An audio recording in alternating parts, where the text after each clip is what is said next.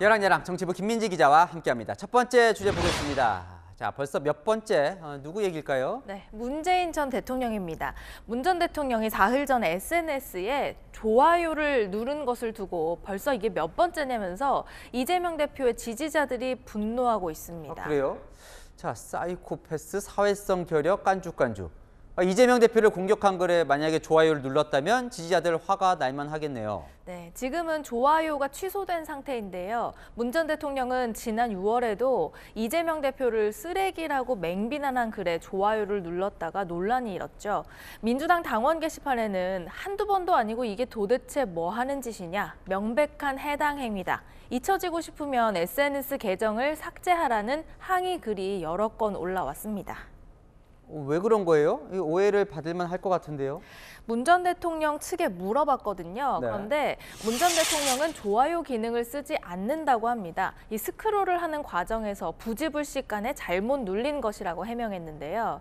지난 9월에는요. 좋아요 누르는 범인을 색출했다면서 반려묘 찡찡이의 사진을 올리기도 했습니다.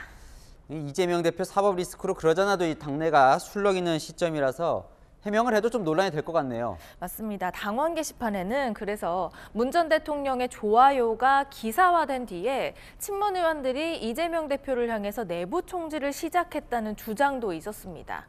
최근 이재명 대표는 지지자들에게 다른 점을 찾아서 갈등, 분열할 것이 아니라 같은 점을 찾으면서 힘을 모아야 한다고 단합을 강조했는데요.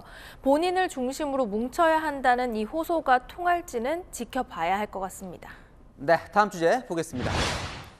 편들기, 주호영 국민의힘 원내대표 편을 드는데 뒤에 물음표가 있습니다. 네, 국민의힘 내부가 아니라 야권에서 주 원내대표를 응원하는 듯한 목소리가 나왔거든요. 먼저 들어보시죠. 이태원 참사 국정조사 합의를 했잖아요. 대통령실과 윤핵관하고는 비교가 안 될 정도의 고급진 정무 능력을 이번에 주호영 원내대표가 보여줬다 이렇게 봅니다. 베스트는 주호영 원내대표였다. 자, 저 정도면 극찬인데요. 보통 이 상대당 칭찬할 때는 속내가 따로 있던데요. 맞습니다. 앞서 들으셨지만 주 원내대표의 정무 능력을 고급지다고 치켜 세우면서 국정조사 합의에 소극적이었던 대통령실과 윤핵관의 정무 능력은 매우 저렴하다고 혹평했습니다.